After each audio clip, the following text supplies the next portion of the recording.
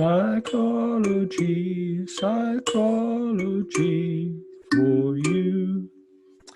I wrote that myself. Thank you very much indeed. Have to crack on. We've got 20 slides in this first bit about systematic desensitization, so we'll need to go fairly speedily. I want to try and get it around about the 15-minute mark if possible. So if I do go a little bit fast for anything, don't forget you can pause the video, have a look, rewind, and so forth. So let's crack on from the beginning on this shared screen.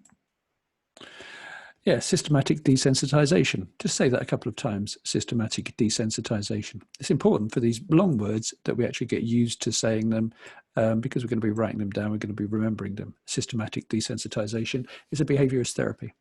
Okay, so big picture, why do behaviorists use this systematic desensitization therapy? What is involved in the treatment? Is it effective? Does it work? And is it ethical? So there are some things that do work, but that doesn't make them right. Okay.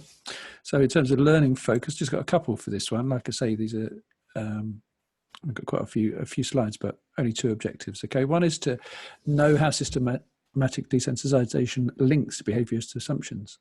In other words, if we think that someone's developed, in this case, a phobia, someone's got a phobia, if we think we know how that's happened, then that's going to affect the way we treat them. So we need to know the connection between the therapy and the assumptions. And you also need to know what happens. So if someone goes to a psychologist and does systematic desensitization, what actually happens and what they experience. Okay, so what is a phobia? Used the word a lot, haven't we? It's an exaggerated fear of an object or a situation. So it's a bigger fear than it should be, exaggerated. And it's irrational. It doesn't make sense. People talk about, I'm terrified of a big spider. But when you look at that big spider, it's possibly smaller than the size of your hand. So again, it's an irrational fear, and the fear is often greater than the thing that we're afraid of. 10 most common phobias, quick run through those, but you get some of these spiders in there. Social phobia, afraid of being with people. Flying is probably a big one. Open spaces, closed spaces, heights. Being sick or vomiting is actually much more common than people realize. People are actually afraid of going out in public and being sick. Cancer, thunderstorms, death and dead things. One that's often mentioned pretty much every year when I do this in class, when I do it live, is that people talk about a fear of clowns. I think I've had someone who's been afraid of clowns 8 out of the last 10 years, something like that. So yeah, that's another fairly common one. Okay. So we're talking about unreasonable, irrational fears, fears that don't necessarily make sense. Okay. Again, you can have a think about this for when we do get together in class, we can actually have a discussion of phobias if we think. But the key thing is you to ask yourself, if you have got a phobia, how do you think it came about? Where did it come from? And behaviorists, of course, would be thinking that behavior like phobia could be learned. So how do you think a phobia could be learned? Behaviorists think that as all behavior is learned from the environment, then phobias are just learned like everything else. On your worksheet there's some gaps to fill in. So think about John and his phobia of dogs. And this is because he was once attacked by a dog. So fill in the conditioning blanks for that. Or you can think about a phobia you've got yourself and explain how a negative experience might have caused that.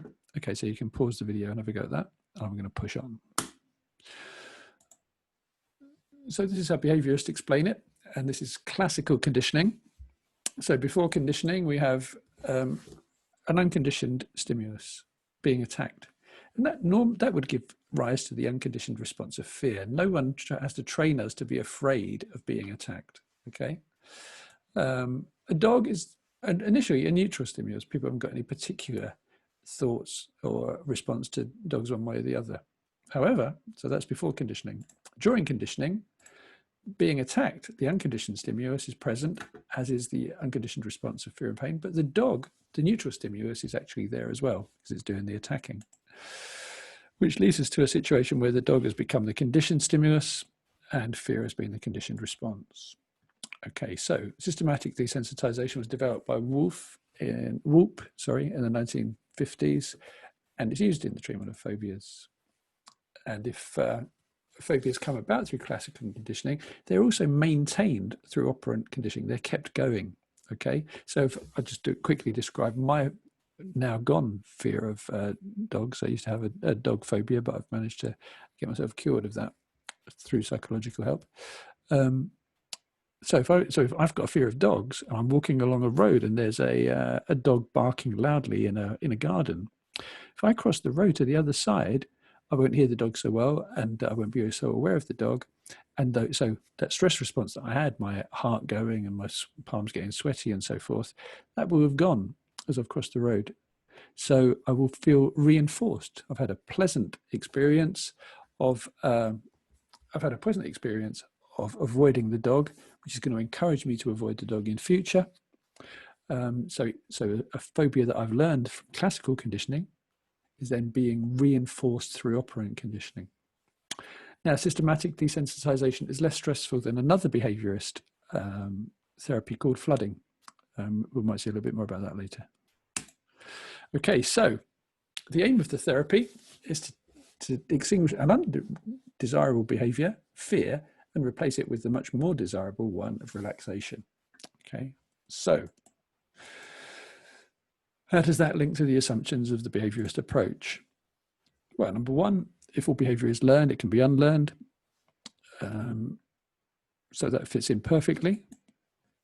It uses both, it uses principles of classical conditioning, and it associates a feared stimulus with relaxation. And it also uses generalization. If you think back to little Albert and his fear of rats, after Watson had finished conditioning him, he wasn't just afraid of rats, he was also feared of rabbits and other things that looked a bit like rats. So that was a principle of generalization, and that's also used in systematic desensitization. Operant conditioning is also involved in systematic desensitization because that experience of fear being removed and being replaced by relaxation is rewarding in itself. Okay, now we need a couple of technical terms. So reciprocal inhibition. Reciprocal means working both ways. So an inhibition means to keep something down. So if someone annoys me and I can inhibit myself from being angry, I can stop myself being angry. Okay, so it's about stopping something. So reciprocal inhibition works like this. If we have it's impossible to feel two opposing emotions at the same time. So I can't, for example, feel fear and relaxation at the time. It doesn't make sense. I can't be afraid and alert and vigilant and relaxed. So they don't work together. So if we can replace fear with relaxation, then we're not going to be able to feel the fear. And that's exactly what systematic sensitization is trying to do. It's replacing one feeling with another, if you like, one response with another, which stops the first one appearing. Another thing that we come across is this hierarchy of fear. So a hierarchy of fear is a series of imagined events, each one causing a little more anxiety.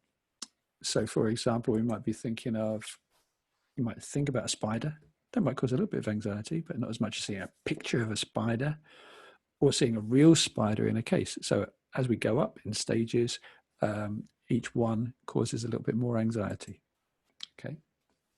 So have a look through in your textbook the process of systematic desensitization, and just think about how you view it. Do you think it's a good approach or not?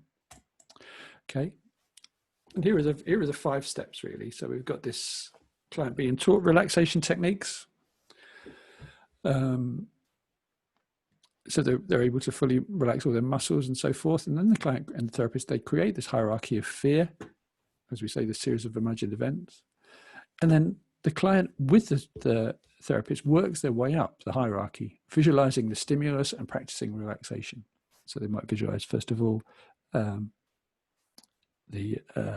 picture of a spider and see how they would feel, practice relaxation until they feel okay with that, and they would move on to the next stage. Okay.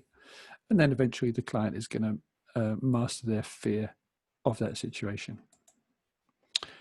So here we have it. Before therapy, the dog is a conditioned stimulus, with fear being the conditioned response. And relaxation techniques lead us to relaxation. Okay. So then during therapy, we combine the conditioned stimulus with the relaxation techniques, which lead to relaxation. And then after therapy, we're going to associate the dog as still as a conditioned stimulus with a new conditioned response of relaxation. Two different types of systematic desensitization. So there's in vivo, which means in real life, which means in direct experience of things. And then in vitro, which means like in a test tube, again, using visualization. So you can have a think and name some phobias which you might use in vivo and in vitro for. Okay. In pairs, come up with a hierarchy of fears for any phobia.